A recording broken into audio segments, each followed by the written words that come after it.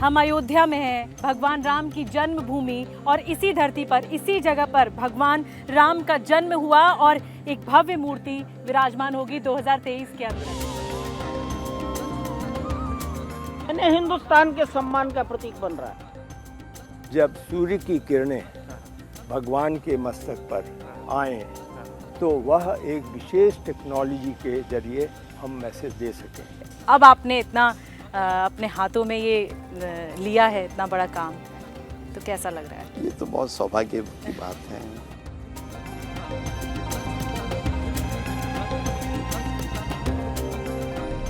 नमस्कार। अयोध्या में भगवान श्री राम के भव्य मंदिर की नींव, उसकी बुनियाद पड़ चुकी है और अब सब बेसब्री से इंतजार कर रहे हैं कि कब ये भव्य राम मंदिर हमारे समक्ष होगा और हम आशीर्वाद ले पाएंगे भगवान श्री राम का, रामलला का।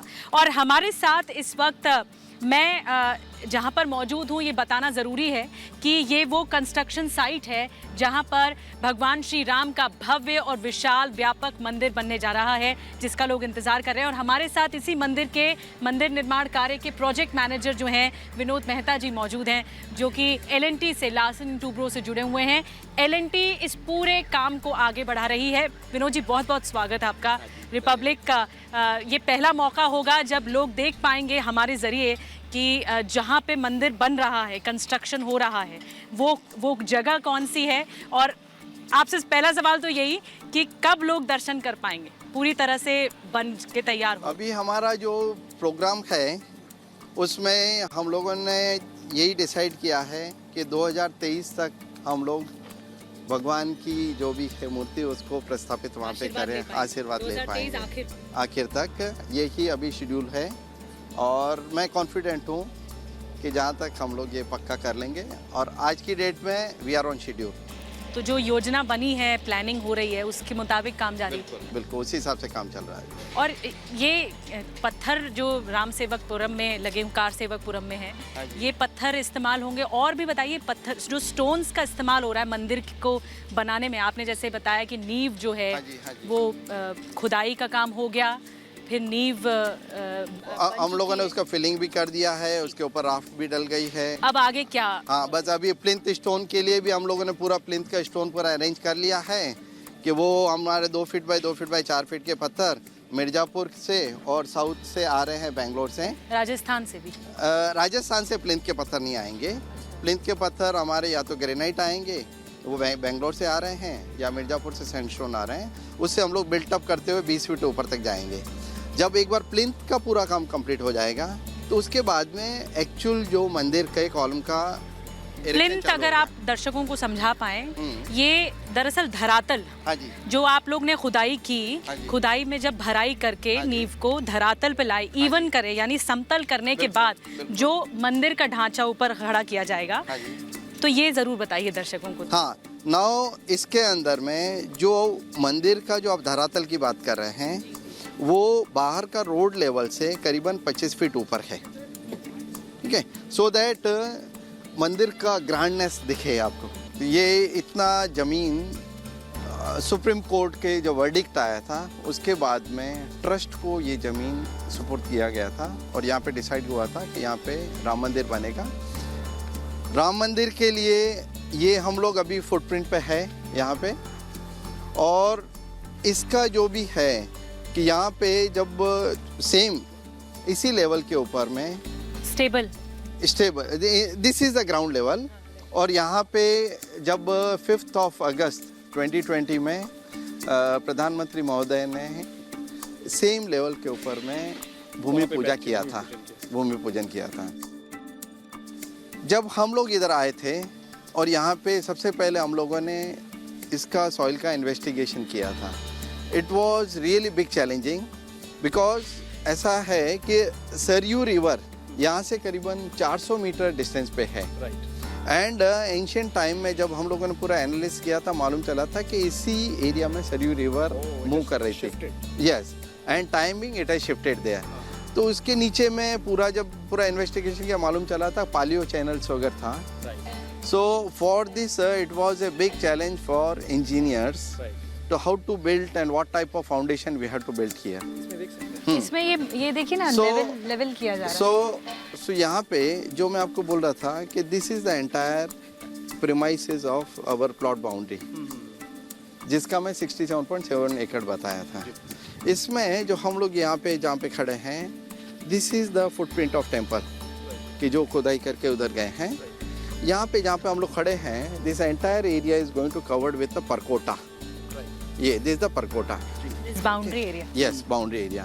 So which is approximately 8.2 acres of land is there. कितना Now- डेब्रिस था, थोड़ा एक अंदाजा बताए, मतलब ये जो मलबा था हाँ जी, वो कितना होगा? जो खुदाई में टाइम आप बता रहे 3 महीने लगे। 3 महीने लगे थे और उसका जो वॉल्यूम क्यूबिक फीट में अगर लिया जाए तो 60 से 70 लाख क्यूबिक फीट आता है उसके लिए। ट्रक्स में कितना होगा? हाँ, ट्रक्स में आप अगर लेंगे तो एक ट्रक के अंदर में जैसे 10 क्यूबिक मीटर आता है और 190,000, तो मतलब आप समझ लीजिए कि 20,000 ट्रक लोड करीबन 20,000 ट्रक लोग सब इसमें से मिट्टी और गर्दा निकाल के बाहर यहाँ पे बाहर निकाला था और उसको भी हम लोगों ने प्रिजर्व किया और बाद में उसको शॉर्टिंग करके अंदर जो उसके अंदर से जो भी अच्छा मटेरियल निकल सके उसी को वापस हमने उसके पेरीफेरी में वापस जो फिलिंग के लिए होगा काम में लेंगे इसके लिए। विनोद जी, मैं समझना चाहूँगी, ये पूरा मॉडल है, हाँ राम जी। मंदिर ऐसा तैयार हाँ होगा। जी, हाँ जी, हाँ जी। और इसी के बारे में बताइए, ये जो गर्भगृह हाँ, के बारे में आप तो- बता रहे हैं, थोड़ा हम दर्शकों को दिखा पाएं कि ये कहाँ है गर्भगृह। बिल्कुल बिल्कुल, तो वो मैं आपको बता रहा हूँ।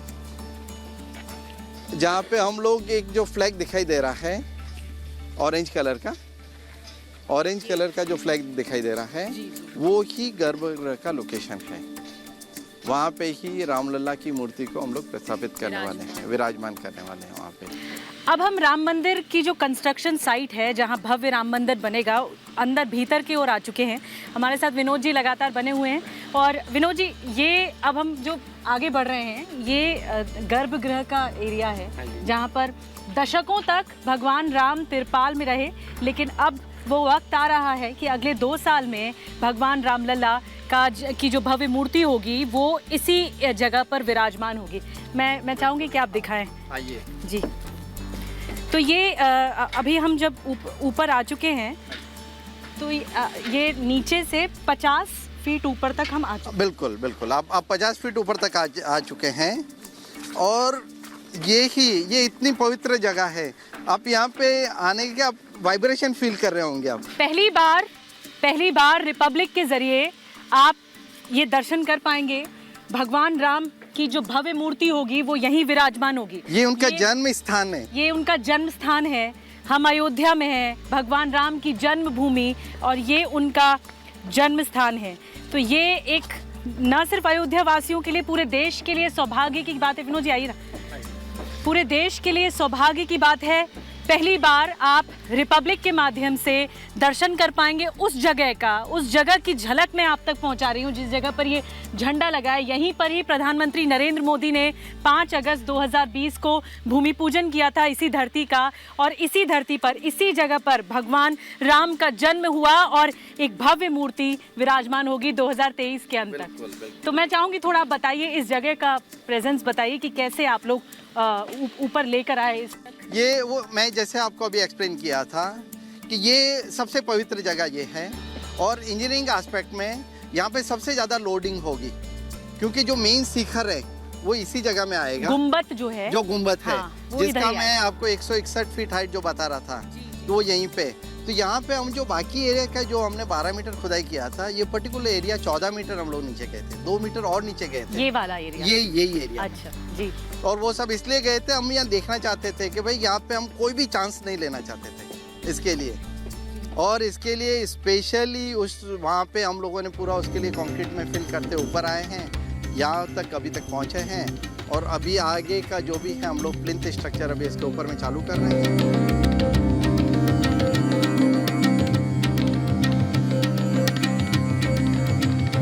आपने जो बात की कि 1000 साल की उसकी आयु के हिसाब से आप प्लान कर रहे हैं, तो अपने आप में एक ये इंजीनियरिंग का चैलेंज है, तो उसको आपने किस तरह से शुरुआत करी जब आप यहाँ पर आए साइट पे जब पहली बार, तो क्या विचार थे, थोड़ा बताएं इधर।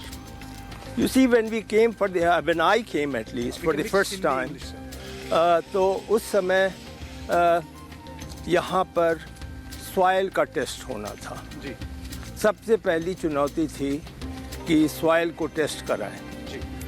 तो हम लोगों ने L&T को, जो कि विश्व में ख्याति प्राप्त एक रेप्यूटेड इंजीनियरिंग कंसर्न है, उसको हम लोगों ने कॉन्ट्रैक्ट दिया कि आप हमारे इम्प्लीमेंटिंग एजेंसी बनोगे। I must thank the senior management of L&T that they took it as a challenge and they said that okay, we take the responsibility. बहुत जो एक आस्था है और कुतूहल है कि मंदिर जल्दी से जल्द बने और हम आएँ दर्शन करें।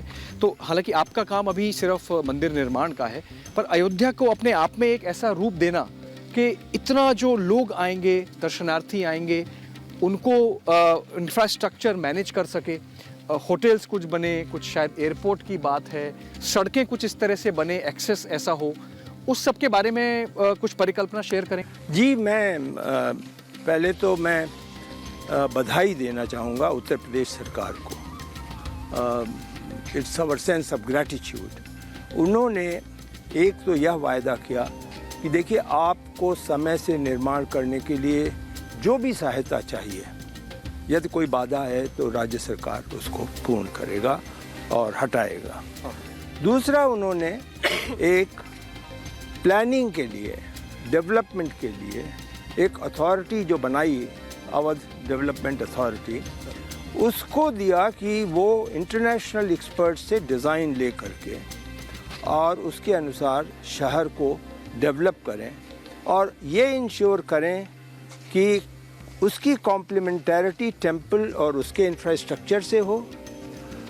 और दूसरी कॉम्प्लीमेंटैरिटी ये है कि जो ये 1.5 लाख और 5 लाख लोग आएँ, वो जब यहाँ से आएँ और अपने घरों पे जाएं, चाहे स्थानीय हों या बाहर के हों, तो इनको एक सुखद याददाश्त रहे कि यहाँ पर सुविधाएं हैं।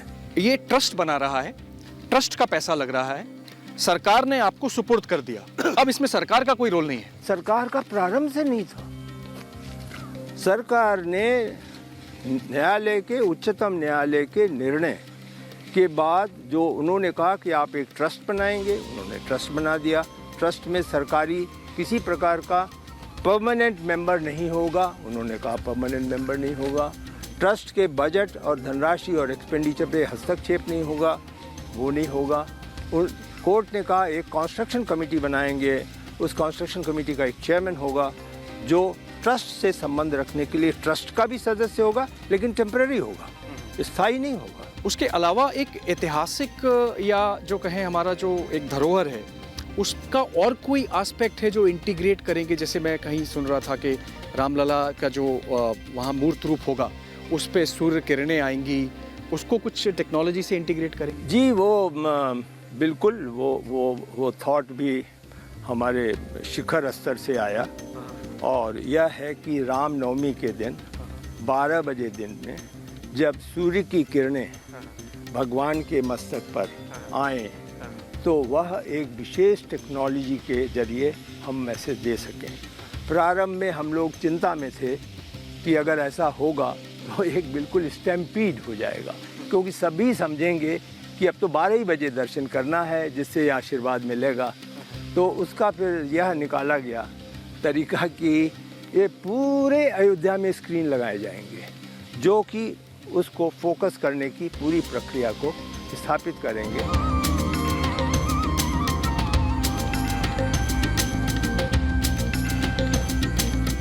रामायण में पौराणिक महत्वता के तहत भगवान श्री राम की जब कहानी बताई जा रही थी, तो उसमें सीता कूप का भी कई बार जिक्र है, जिसमें आपने कई बार आर्टिकल्स पढ़े होंगे, आपने ये पढ़ा होगा कि सीता कूप क्या है। लेकिन जब मैं भगवान राम, श्री राम के जो मंदिर बन रहा है, भव्य मंदिर, वहाँ पर भी हमने देखा तो उसकी महत्वता, पौराणिक महत्वता तो है, लेकिन उसको इंटैक्ट कैसे रखा गया है, हमें विनोद जी बताएंगे, जो कि पूरा देखरेख कर रहे हैं इस पूरे प्रोजेक्ट की। विनोद जी, थोड़ा बताइए कि किस तरह से ये जो कुआं है, ये जो वेल है, इसको रखा गया इंटैक्ट, तो सीता कूप कहा जाता है। ये आकर्षण का केंद्र भी होगा आगे चलकर। बिल्कुल है।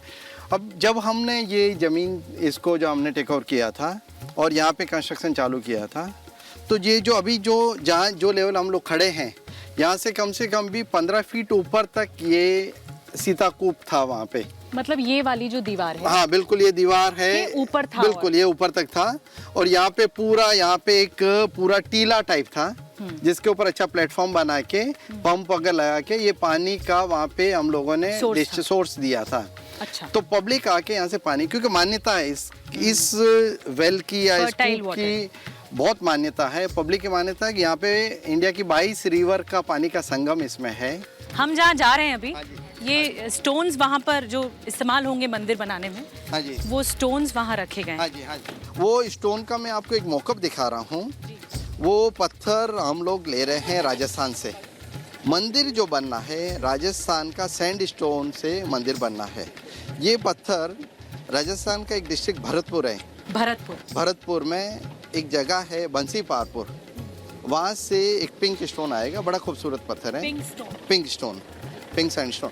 और उसकी जो खासियत ये है कि काफ़ी सॉफ्ट स्टोन है कि उसके अंदर में फाइन कार्विंग हो सके, क्योंकि पूरे पत्थर में महीन नक्काशी, पूरे पत्थर में नक्काशी होने वाली है। आइए देख लेते हैं कौन से पत्थर हैं। सो आप जो चैलेंजेस की बात कर रहे थे, तो एक तो वो चैलेंज था। दूसरा, जब ये पूरा फाइनल हुआ उसके बाद में आपको मालूम है कोविड एंड बारिश का सीज़न, उस टाइम में पूरा काम करना यहाँ पे बहुत मुश्किल था। और पूरा ट्रांसपोर्टेशन, पूरा मटेरियल हमारा 400 किलोमीटर से आया है सारे। लेकिन आप अश्योर हैं कि 2023 दिसंबर तक श्रद्धालु आ पाएंगे? पूरी कोशिश यही है। अच्छा, और पूरी तरह से जब मंदिर प्रांगण वगैरह सब कुछ बन जाएगा, लोगों के लिए सुविधा, क्योंकि देखिए ये एक तैयारी भी है सरकार की कि अयोध्या को और खूबसूरती दी जाए और सुंदर बनाया जाए। पहले से ही सुंदर है अयोध्या, तो ये है ये। हाँ जी, तो अभी जो मैं आपको बता रहा था कि राजस्थान का, तो इसको बंसी पारपुर पत्थर बोला जाता है। इस पत्थर का नाम ही बंसी पारपुर है। अच्छा। क्योंकि इसका वही है कि ये पत्थर बंसी पारपुर से निकलता है जी। और देखिए इसमें प्रॉपरली नक्काशी की हुई है। हाँ जी, हाँ जी, हाँ जी। ये आप अगर देखेंगे तो तैयार है ये पत्थर। ये पत्थर तैयार है और इसके अंदर में इसको हम लोगों ने इसी ढंग से कॉलम का प्लेसमेंट होगा। और ये पिलर है, ये पिलर है और इसके लिए ये करीबन 7 टुकड़े में लगता है। इसके लिए एक पीस ये है, फिर यहाँ पे जॉइंट आके दूसरा पीस है, तीसरा है, चौथा है, 7 पीस के अंदर में। कितने लगेंगे पिलर? हाँ, ऐसे पूरा बिल्डिंग के अंदर में करीबन 400 पिलर है हमारे। 400 पिलर ऐसे लगेंगे पूरी बिल्डिंग के, मतलब पूरा जो मंदिर बनेगा इसमें 400 ऐसे पिलर। और ये एक अलग पत्थर है, ये एक अलग है। ये हाँ, ये 4 हिस्सों में आप बता 4-7 हिस्सों में है। हाँ, तो डिपेंड करता है कि जो डिजाइन के हिसाब से कहीं पे 4 है, कहीं 7 है। इसके अंदर 2 स्टेज में होगा कि ये नक्काशी वहाँ होके आएगी। हम जब लगाने के बाद में ये जो प्लेन एरिया दिखा रहा हूँ, यहाँ पे मूर्ति बनेगी। अच्छा, यहाँ? हाँ, भगवान राम की? नहीं, अच्छा, नहीं, मतलब डिफरेंट आइडल्स, अलग अलग भगवानों की, भगवान की रहेगी, नृत्यांगना रहेगी, मतलब कई जैसे एज पर डिजाइन। हर एक कॉलम में इस ढंग की 16 मूर्ति जो खाली है ये एरिया, बिल्कुल वहाँ पे भगवानों की मूर्तियाँ। हाँ, यहाँ पे मूर्तियाँ आएगी।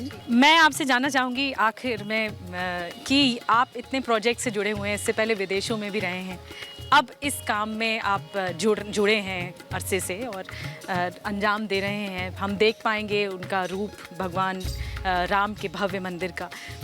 तो ये अब आप कैसा महसूस कर रहे हैं? मतलब पहले जो आप विदेशों में काम करते थे, उस धरती में जाकर ये प्रोजेक्ट मैनेजिंग करते थे, अब आपने इतना अपने हाथों में ये लिया है, इतना बड़ा काम, तो कैसा लग रहा है? ये तो बहुत सौभाग्य की बात है।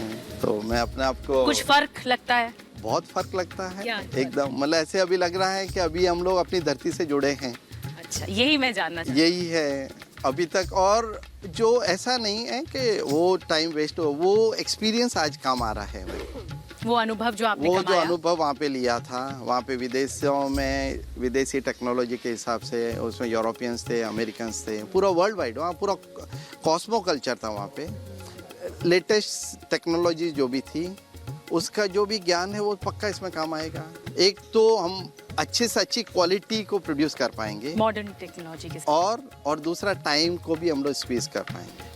बड़ी बात है आपने हाँ, बताया। तो तो ये एक बहुत बेहतरीन तरीके से इन्होंने बताया कि कैसे डिजिटल मॉडर्न की दुनिया, आधुनिकीकरण की दुनिया और पारंपरिक पौराणिक तरीके से इस भव्य राम मंदिर को बनाया जा रहा है।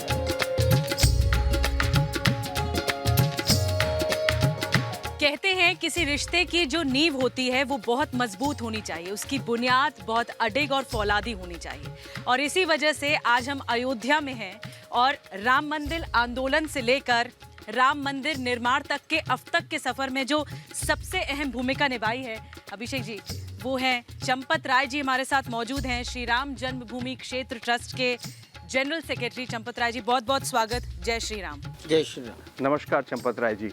हम लोग रिपब्लिक भारत और रिपब्लिक टीवी के दर्शकों को मंदिर का जो शिलान्यास के बाद से अब तक का विकास हुआ है, जो उसका कंस्ट्रक्शन हुआ है, उसके बारे में एक उनको रूपरेखा देना चाह रहे थे, तो सोचा आपसे बात करें। किस तरह की अभी की परिस्थिति है, आपको किस तरह का विचार है, सेटिस्फैक्शन है आपको कि जो उसकी प्रोग्रेस हो रही है कैसी हो रही है? जो कुछ हो रहा है बहुत संतोषजनक है जी। और भारतीय इंजीनियरिंग मस्तिष्क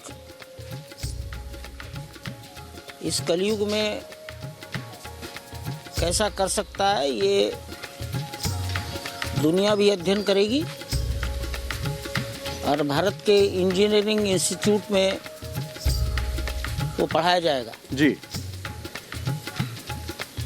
संसार में जितने इंजीनियरिंग कॉलेज हैं उनके छात्रों के लिए शोध का विषय होगा जी कि आखिर इतने बड़े पत्थर के भवन की फाउंडेशन कैसे बनी। काफी सारे चैलेंजेस आए मेरे ख्याल से जब आप उसकी नींव चैलेंज रख तो रहे इतना थे। ही था कि जमीन में मिट्टी नहीं थी। ये बात ऊपर से देखने में पता नहीं लगती कि इसके नीचे मिट्टी है कि नहीं। इसके नीचे केवल मलबा था, पता नहीं कितनी शताब्दियों का मलबा था वो। और उस मलबे को जब इंजीनियर्स ने अपनी जांच पड़ताल में पकड़ लिया तो उसे हटाया गया।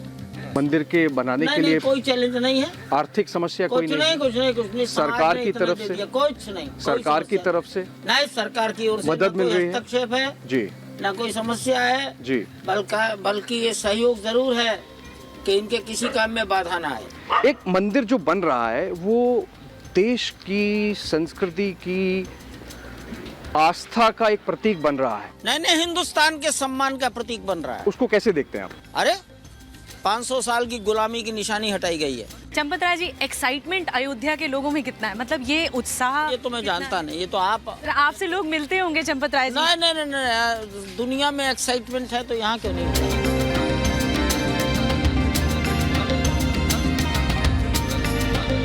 बस ये आखिर सवाल, ये कब तक 2023 के अंत में जो लोग आ पाएंगे, श्रद्धालु आ पाएंगे, वो दर्शन कर पाएंगे, ये बन जाएगा? ये बन जाएगा 2023 के अंदर। बिल्कुल, यही हमारा प्रोग्राम है, यही हमारा टारगेट है। ये टारगेट है और इसी हिसाब से हम लोग आगे बढ़ रहे हैं। बहुत बहुत धन्यवाद विनोद जी हमसे बातचीत करने के लिए। जय श्री राम। तो विनोद मेहता जी जो कि इस पूरे भव्य राम मंदिर के प्रोजेक्ट को देख रहे हैं, उन्हीं की देखरेख में ये काम हो रहा है, LNT से जुड़े हुए हैं और उन्होंने एक एक बारीकी से हमें वो बात समझाई, वो हमें बताया कि ये जो राम मंदिर बनाने में, उसके निर्माण कार्य में जो चुनौतियाँ आ रही हैं, जो संघर्ष है, वो दरअसल संघर्ष भगवान राम का आशीर्वाद ही है और पूरी तरह से टेस्ट भी लिया जा रहा है भगवान राम की तरफ से। तो अब देखना होगा, हम सब इंतज़ार कर रहे हैं देशवासी कि 2023 के अंत में हम सब दर्शन करने आए और ये देश की प्रतिष्ठा है जिसके माध्यम से हम दर्शन कर पाएंगे। बहुत बहुत धन्यवाद, शुक्रिया रिपब्लिक भारत के साथ जुड़ने के लिए।